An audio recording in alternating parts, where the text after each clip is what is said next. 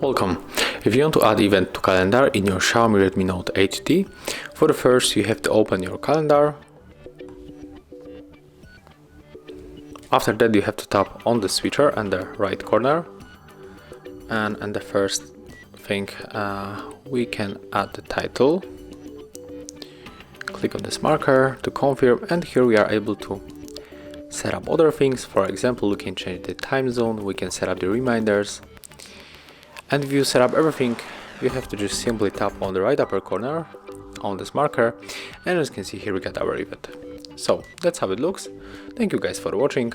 Leave thumbs ups, comments and subscribe to our channel.